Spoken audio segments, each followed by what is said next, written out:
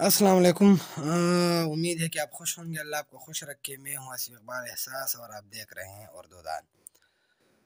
जैसे कि आपके इल्म में है कि इंसान किसी हाल में खुश नहीं रहता। मोहम्मद हुसैन आज़ाद का एक ख्याली मज़मून है, वो हमने ख़त्म किया है आज। मश्क में कुछ ज़रूरी चीज़ें हैं, वो मैं आपको बताता चलूँगा। सबसे पहले सवालात हैं कि सुल्तान अफलाक के दरबार से क्या इश्तिहार जारी हुआ या वहम की तस्वीर किस तरह पेश की गई है। पीर मर्द का वाक़या बयान करें। सवालात के जवाब लिखने के लिए ज़रूरी है कि जब आप सवालात लिखते हैं तो जवाबात अपने अल्फाज में लिख के उसमें कावाइद की गलतियाँ ना हो, उसमें मुज़क्कर मुअन्नस की गलतियाँ ना हो, उसमें वाहिद जमा की गलतियाँ ना हो। इस हवाले से चैनल पर वीडियो मौजूद है, आप वहाँ से देख सकते हैं। इस अल्फाज इस्तेमाल में भी इसी का ख्याल रखें। फिर वह हम परिस्थिति पर एक मजमून लिख के या आप कुछ नुकात सबक से उठा सकते हैं, कुछ आप खुद लिख सकते हैं। ज़रूरी जो है वो है मुरक्कब नाक़िस, यानी ये वो मुरक्कब होता है जिससे सुनने वाले को पूरा मतलब हासिल ना हो। मसलन मेरा कलम अच्छा, घोड़ा, ठंडा शरबत, ऐसा मुरक्कब हमेशा जुमले का हिस्सा होता है। यानी मुरक्कब नाक़िस जो है ये एक ऐसा मुरक्कब है जिससे सुनने वाले को पूरा मतलब हासिल ना हो, यानी वो अधूरी बात हो। जैसे मेरा कलम अच्छा है, खूबसूरत है, क्या है, तो तब पूरा मतलब हासिल किया जा सकता है। मेरे कलम से जो है वो मतलब हासिल नहीं किया जा सकता। अच्छा, इसके अलावा फिर है मुरक्कब बिताम। ये वो मुरक्कब है जिसे सुनने वाला पूरा मतलब समझ ले। मसलन मेरा कलम अच्छा है, ये शरबत ठंडा है, वो अच्छा खिलाड़ी है। इसे मुरक्कब मुफीद भी कहते हैं और इसी को जुमला भी कहा जाता है। यानी जब मुकम्मल जुमला होता है जिसमें तमाम चीज़ें होती हैं तो उसको मुरक्कब ताम कहते हैं। मुरक्कब नाक़िस जो है वो उसके उससे सुनने वाले को पूरा मतलब हासिल नहीं होता और मुरक्कब ताम से पूरा मतलब हासिल हो जाता है। इसके अलावा सियाक़ व सबाक़ हैं, तो सियाक़ व सबाक़ जो है वो मैं कर चुका हूँ, आप चैनल से देख सकते हैं। अब हम आ जाते हैं हमारा जो आज का उन्वान है, जो कि आज हम पढ़ेंगे, जो कि आपके लिए जानना ज़रूरी है। ये जुमाती नहम का नहम की किताब है उर्दू की। मौलवी नज़ीर अहमद मुसन्निफ़ है। विलादत है 1830, वफ़ात है 1912। नज़ीर अहमद ज़िला बिजनौर के गाँव रेहड़ में पैदा हुए। इब्तिदाई तालीम अपने वालिद से हासिल की। कम उम्री में दिल्ली आ गए। यहाँ मौलवी अब्दुल खालिक के मदरसे में अरबी की तालीम का सिलसिला शुरू किया। खुशकिस्मती से सरकारी खर्च पर दिल्ली कॉलेज में दाखिला मिल गया, इन्हें सरकारी स्कॉलरशिप पर उन्हें दाखिला मिल गया।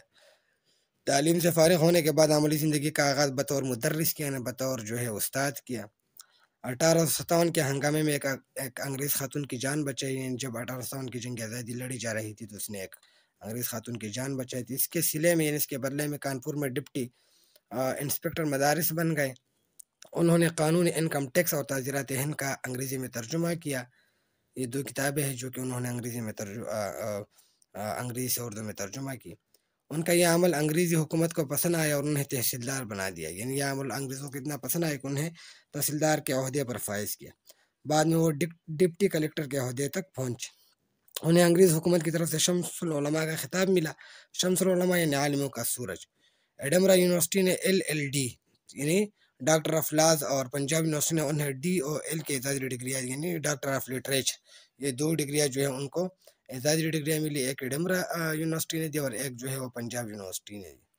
डिप्टी नज़ीर अहमद को उर्दू का पहला नावल निगार तस्लीम किया जाता है। ये एक अहम नुकता है कि अक्सर पूछा जाता है कि किस मुसन्निफ़ को उर्दू का पहला नावल निगार जो है वो तस्लीम किया जाता है, तो वो जो है डिप्टी नज़ीर अहमद है।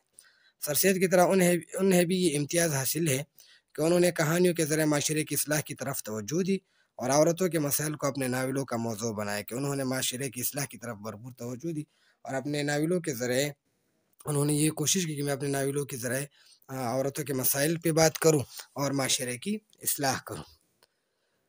अच्छा, सर सैयद ने जो काम अपने मज़ामीन से लिया, नज़ीर अहमद ने वही काम अपने नावलों से लिए। यानी सर सैयद अहमद ख़ान जो काम मज़ामीन के ज़रिए करते थे, वही काम नज़ीर अहमद अपने नावलों के ज़रिए करते थे। वो भी माशरे की इस्लाह चाहते थे और ये भी माशरे की इस्लाह चाहते थे। उनके तमाम नावल माशरती और घरेलू मसाइल के मुतालिक, यानी उनके तमाम जो नावल है वो घरेलू मसाइल के मुतालिक है और माशरती मसाइल के मुतालिक। वो इनके ज़रिए एक ज़वाल पज़ीर यानी शिकस्त खुर्दा माशरे के मुसलमानों की घरेलू ज़िंदगी की इस्लाह करना चाहते हैं। यानी वो अपने नावलों के ज़रिए जो ज़वाल पज़ीर माशरा है मुसलमानों की घरेलू ज़िंदगी की, उसकी इस्लाह करना चाहते हैं। उनका अंदाज़ सरासर मकसदी है, यानी उनका अंदाज़ जो है वो बिल्कुल मकसदी है انہوں نے ادب کو حقیقی زندگی کا ترجمان بنایا، انہوں نے ادب کو حقیقی زندگی کا ترجمان بنایا۔ وہ چاہتے تھے کہ ادب جو ہے وہ زندگی کے لیے۔ ان کی زبان دہلی کی ٹکسالی زبان ہے۔ ٹکسالی زبان وہ ٹیٹ زبان ہوتی ہے جو کسی ملک یا خطے میں بولی جاتی ہے۔ انہیں عورتوں کی زبان لکھنے پر پوری قدرت حاصل ہے، یعنی اس کا یہ مطلب ہے کہ جب وہ لکھتے ہیں اور ان کے ناول میں کوئی عورت کردار ہوتی ہیں تو وہ پھر مرد کے لہجے میں بات نہیں کرتے بلکہ عورت ہی کے لہجے میں بات کرتے ہیں۔ اچھا، اردو ادب میں نظیر کا مقام بہت بلند ہے۔ ان کا اسلوبی بیان ان کی ذات کی طرح منفرد ہے، یعنی ان کے لکھنے کا طریقہ جو ہے ان کی ذات کی طرح جو ہے وہ منفرد ہے۔ اصلاح معاشرہ ان کا بنیادی مقصد ہے، ان کا بنیادی مقصد جو ہے وہ معاشرے کا اصلاح ہے۔ نذیر احمد کے کردار اسی معاشرے کے افراد ہیں، یعنی ان کے ناولوں کے کردار جو ہوتے ہیں وہ اسی معاشرے کے افراد ہوتے ہیں جس میں وہ اپنے شب و روز گزارتے ہیں، یعنی جس میں وہ اپنی زندگی گزارتے ہیں، دن اور راتیں گزارتے ہیں۔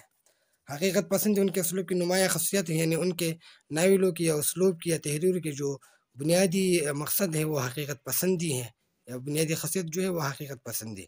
بقول مولی عبدالحق ان کے بارے میں کہتے ہیں کہ ایک مسلمان پڑھنے والے کو رہ کر یہ شبہ ہوتا ہے جب کوئی مسلمان ان کا ناول پڑھتا ہے تو یا کوئی بھی مسلمان ان کا ناول پڑھتا ہے تو ان کو یہ شک ہوتا ہے کہ کہیں اس کے خاندان کے راز تو نہیں کھل رہے ہیں، کہ کہیں یہ میرے خاندان کی بات تو نہیں کر رہے ہیں۔ یعنی وہ اس طرح اس قدر خوبصورتی اور دلکشی کے ساتھ لکھتے ہیں کہ یہ اندازہ ہوتا ہے کہ شاید مولانا نذیر احمد کو میرے گھر کے حوالے سے کسی نے بتایا یا میرے گھر کے راز جو ہے وہ کسی نے ان کو بتائے۔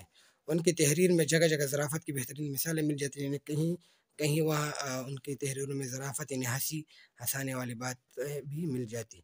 ان کے مشہور تصانیف یہ ہیں: میرات العروس ناول ہے، بنات الناش بھی ناول ہے، توبۃ النصوح بھی ناول ہے، ابن الوقت بھی ناول ہے، فسانہ مبتلا ہے، روایہ صادقہ ہے، ایامہ ہے، ترجمہ قرآن پاک اور ترجمہ تعزیرات ہند، یہ ان کی کتابوں کے نام ہیں۔ 1912 میں انہیں فالج ہوا جس کی وجہ سے فوت ہو گئے اور دہلی میں دفن ہوئی، یعنی فالج